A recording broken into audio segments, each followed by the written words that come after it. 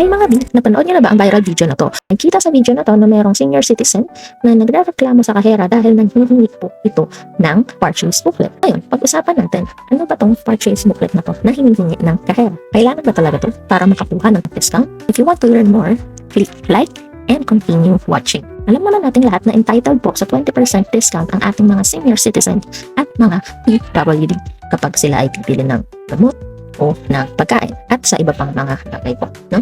Tulad ng transportasyon. Ngayon, paano ba makakakuha ng 20% discount? Ano ba yung mga kailangan? Pag-usapan natin yan. Ang mga kailangan po ay ang mga sumusunod: ID, medicine purchase booklet, valid prescription, syempre kung ikaw ay bibili po ng gamot, and lastly, food purchase booklet. Pero marami na pong nagpapo.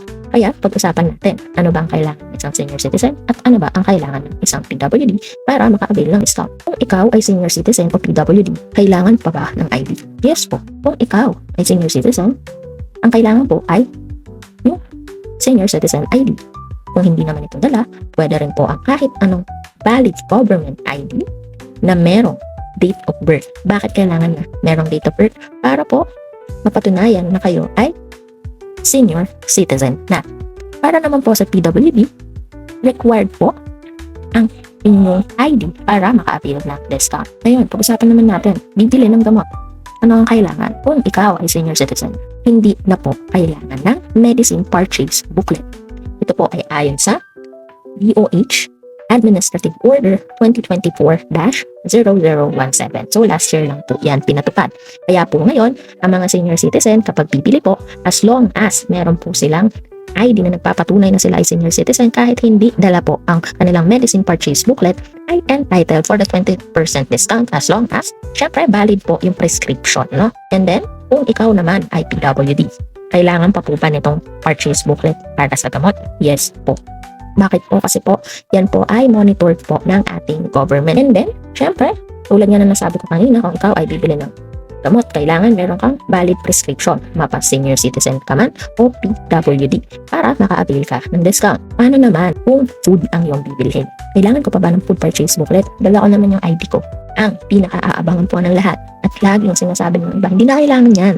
Pero alam niyo ba, kailangan pa rin po. Kasi po, yun nandun po sa DOH na administrative order na nilabas last year ay para lang po sa mga gamot. At exclusive po yung exemption na yun para po sa mga senior citizen. Sila lang po ang hindi na kailangan magpakita po ng medicine purchase booklet. Kung kayo po ay PWD, kailangan pa rin po. And kung sa pagkain naman po, mapa senior citizen ka o PWD, kailangan pong magpakita ng food purchase booklet. Yan po ay ayon sa Joint DTI and Department of Agriculture na administrative order. Alala yung kapag sa grocery po, ang discount lang po ay 5%.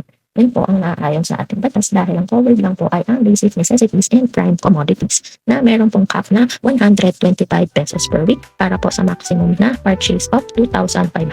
And meron pong 20% discount naman sa iba pa pong goods and services katulad po kapag sa restaurant and yung kung ano lang ang kanilang kinain, yun lang po ang merong discount at may VAT exemption. So ngayon po, alam na po natin kung ano ang mga kailangan. Kaya sana po, sa susunod po na kayo ay bibili sa mga establishmento, maaari na lang pong sumunod sa requirements. Kung talaga namang hindi dala, pwede naman pong makiusap. Pero po kasi, sa food talaga pong mahigpit tayo dyan dahil po yan po ay monitored din po ng ating government, no? So ngayong alam nyo na, at kung gusto nyo pang matuto, no? So, like and subscribe. And if you are a business owner and you are looking for an assistance sa inyong mga LTO application, kung kindly message us na lang. Thank you for watching and like and share.